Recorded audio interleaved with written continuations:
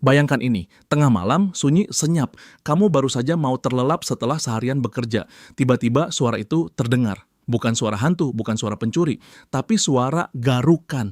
Krek, krek, krek, terus-menerus. Dan saat kamu cek ke kamar anak, kamu melihat mereka tidak bisa tidur, kulit mereka merah, lecet, dan mereka menangis frustrasi karena gatal yang tidak masuk akal. Pernah terbayang situasi seperti itu? Itu bukan sekadar situasi imajiner, itu mimpi buruk nyata bagi banyak orang tua. Dan jujur saja, suara garukan itu suara ketidakberdayaan. Karena seringkali, orang tua mengira itu cuma gigitan nyamuk biasa atau alergi sabun. Padahal, di bawah permukaan kulit anak yang halus itu, sedang terjadi invasi besar-besaran. Invasi. Kata yang menarik, karena kita hari ini tidak bicara soal alergi kan, kita bicara soal sesuatu yang hidup, sesuatu yang bergerak. Kita bicara soal skabis atau kudis. Tapi kenapa sih penyakit yang terdengar jadul ini masih jadi hantu buat anak-anak modern? Karena kita sering meremehkan musuh yang tidak terlihat. Scabies ini unik. Dia bukan bakteri, bukan virus. Dia itu parasit. Namanya Sarcoptes scabiei. Dan yang bikin merinding, ini bukan sekadar dia nempel di kulit. Tungau betina ini menggali terowongan di dalam lapisan kulit anak untuk bertelur. Tunggu. Menggali terowongan di bawah kulit? Oke, saya mulai merinding sekarang. Jadi rasa gatal yang gila itu bukan karena gigitannya, tapi karena aktivitas konstruksi mereka di dalam sana. Tepat sekali. Gatal itu sebenarnya reaksi alergi tubuh kita terhadap protein dari tubuh tungau itu, kotorannya, dan telurnya yang tertanam di liang-liang kulit. Dan kenapa ini jadi teror malam hari? Karena parasit ini nocturnal. Mereka aktif bekerja, menggali, dan bergerak saat suhu tubuh anak hangat di balik selimut. Jadi saat anak harusnya istirahat untuk tumbuh kembang, mereka justru sedang disiksa. Itu jahat sekali, benar-benar gangguan tidur yang sistematis. Tapi ada satu stigma yang selalu nempel sama skabis ini. Orang sering bilang, itu penyakit orang jorok, penyakit asrama yang sanitasinya buruk. Kalau anak saya bersih, mandi 2 kali sehari, pakai sabun mahal, nggak mungkin kena dong. Nah, ini mitos terbesar yang harus kita runtuhkan hari ini. Scabies itu buta sosial. Dia tidak peduli kamu kaya, miskin, bersih, atau jorok. Dia tidak peduli sabunmu harganya berapa. Scabies itu penyakit kasih sayang. Penyakit kasih sayang, maksudnya? Dia menular lewat kontak fisik yang erat dan lama. Siapa yang paling sering pelukan? Siapa yang sering tidur sekasur? Siapa yang main gulat-gulatan di lantai? Anak-anak dan orang tua. Jadi, kalau satu anak di sekolah elit kena, lalu dia bergandengan tangan, atau main berdekatan dengan anak lain, tungau itu bisa pindah. Kebersihan memang mencegah infeksi sekunder bakteri, tapi mandi saja tidak bisa membunuh tungau yang sudah ada di bawah kulit.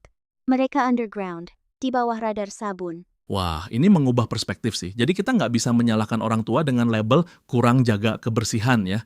Justru karena anak-anak itu makhluk sosial yang butuh sentuhan, mereka jadi rentan. Lalu gimana kita tahu itu skabis? Apa bedanya sama eksim atau biang keringat? Kan sama-sama gatal. Kuncinya ada di pola dan waktu. Kalau gatalnya memuncak secara ekstrim di malam hari, itu bendera merah pertama. Kedua, lokasinya. Scabies suka tempat-tempat yang kulitnya tipis dan hangat. Sela-sela jari tangan, pergelangan tangan, ketiak, sekitar pusar, atau area kelamin pada anak laki-laki. Dan kalau kamu perhatikan pakai kaca pembesar, kadang terlihat ada garis tipis keabu-abuan atau kemerahan. Itu terowongannya. Terowongan. Oke, visualisasinya sangat jelas tapi mengerikan. Sekarang mari kita bicara solusi. Karena saya dengar banyak orang tua yang frustrasi. Sudah diobati kok, balik lagi. Sudah sembuh seminggu, garuk-garuk lagi. Kenapa skabis ini susah banget dibasmi? Apa obatnya yang nggak mempan? Masalahnya jarang di obatnya, tapi di strateginya. Mengobati scabies itu seperti operasi militer. Kamu tidak bisa cuma menembak satu musuh. Kamu harus mensterilkan seluruh medan perang. Kesalahan fatal pertama, hanya mengobati anak yang gatal. Masuk akal sih. Kalau yang gatal cuma si kakak, kenapa si adik yang kulitnya mulus harus diobati? Karena masa inkubasi. Si adik mungkin sudah tertular hari ini, tapi gatalnya baru muncul 4-6 minggu lagi. Selama masa tunggu itu, dia adalah carrier aktif. Jadi kalau kakak diobati sampai sembuh, tapi adik dibiarkan, seminggu kemudian, adik menularkan balik ke kakak. Itu namanya fenomena pingpong. lingkaran setan. Jadi aturannya, satu kena, satu rumah wajib dihukum pakai salep. Betul, satu rumah, ayah, ibu, nenek, pengasuh, semuanya, tanpa terkecuali. Dan pengolesan salepnya, biasanya permetrin itu harus seluruh badan, dari leher sampai ujung kaki. Bukan cuma di tempat yang gatal. Ingat, tungaunya bisa jalan-jalan. Kalau kamu cuma oles di tangan, dia lari ke punggung. Gila ya, survival instinct makhluk sekecil itu. Lalu bagaimana dengan lingkungan? Kasur, bantal, boneka kesayangan anak. Itu kan benda mati, masa tungaunya bisa hidup di situ? Mereka bisa bertahan hidup di luar tubuh manusia selama 2-3 hari. Jadi strategi kedua adalah karantina barang. Spray, baju, handuk, semua harus dicuci dengan air panas di atas 60 derajat Celcius. Bagaimana dengan barang yang nggak bisa dicuci? Boneka teddy bear besar atau sofa kain? Masukkan ke dalam kantong plastik hitam besar, ikat rapat-rapat, dan biarkan selama 3 hari. Biarkan tungaunya mati kelaparan. Itu satu-satunya cara memutus rantai tanpa merusak barang. Sadis tapi efektif, mati kelaparan dalam plastik. Tapi saya mau gali lebih dalam sedikit ke aspek psikologisnya. Kita sering fokus ke fisik, hilangkan gatalnya. Tapi apa dampaknya ke mental anak? Bayangkan gatal kronis berbulan-bulan. Ini aspek yang sering terlupakan. Gatal kronis itu bentuk penyiksaan. Ada studi yang menyamakan kualitas hidup anak penderita skabis parah dengan penderita penyakit kronis lainnya. Mereka kurang tidur, yang artinya gangguan hormon pertumbuhan. Di sekolah mereka tidak bisa konsentrasi karena menahan gatal. Belum lagi aspek sosial. Kalau teman-temannya tahu, atau guru melihat bekas koreng di tangan, anak itu bisa dikucilkan. Stigma anak penyakitan atau anak jorok itu jahat banget ya di dunia anak-anak. Sangat. Itu bisa menurunkan kepercayaan diri mereka drastis. Dan jangan lupa stres pada orang tuanya. Rasa bersalah, kurang tidur karena menjaga anak, biaya pengobatan yang berulang. Skabis itu bukan cuma masalah kulit, itu masalah kesejahteraan keluarga. Benar juga, ini seperti ujian ketahanan keluarga. Tapi ada hal menarik yang saya pikirkan. Skabis ini kan parasit purba. Sudah ada sejak zaman manusia belum kenal sabun. Apa yang bisa kita pelajari dari keberadaan mereka? Maksud saya, di era teknologi canggih ini, kita bisa transplantasi jantung. Tapi kita masih kewalahan sama kutu mikroskopis. Itu pertanyaan filosofis yang bagus. Skabis mengajarkan kita tentang kerendahan hati, bahwa manusia, secanggih apapun teknologinya, tetaplah makhluk biologis yang menjadi bagian dari ekosistem. Kita adalah inang.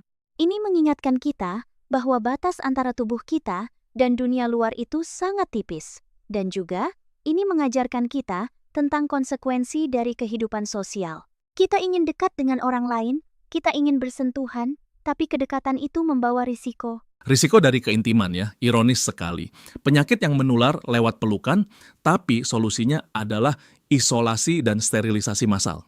Betul, dan mungkin pelajaran lainnya adalah tentang ketelitian dan disiplin. Mengobati skabis tidak bisa setengah-setengah, kamu tidak bisa negosiasi dengan parasit, kamu harus tuntas.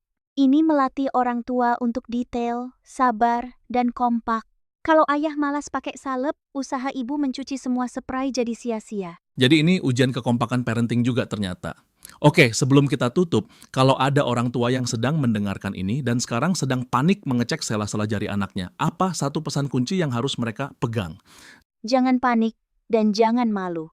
Skabis itu sangat bisa disembuhkan. Ini bukan aib, ini cuma infeksi parasit biasa. Kuncinya adalah kepatuhan. Patuh oles obat satu keluarga, patuh bersihkan lingkungan serentak. Sekali pukul rata, musuh hilang. Jangan berjuang sendirian, konsultasi ke dokter, dan pastikan diagnosisnya tepat. Sekali pukul rata. Saya suka istilah itu. Jadi skabis pada anak bukan tanda kegagalan orang tua, tapi panggilan untuk melakukan riset, kebersihan dan kesehatan keluarga secara total. Tepat sekali. Anggap saja itu momen bersih-bersih akbar kehidupan rumah tangga. Setelah badai gatal berlalu, tidur malam yang nyenyak akan terasa seperti hadiah termewah di dunia. Dan suara krek itu akan berganti jadi suara dengkuran halus si kecil. Terima kasih banyak atas pencerahannya hari ini. Percakapan ini membuat saya ingin segera pulang dan ya mungkin mencuci spray dengan air panas sekadar jaga-jaga. Pencegahan tidak pernah ada salahnya kan? Betul sekali. Untuk para pendengar, lindungi si kecil, waspadai gatal malam hari, dan jangan remehkan musuh yang tak terlihat. Sampai jumpa di episode berikutnya. Sampai jumpa, tetap sehat.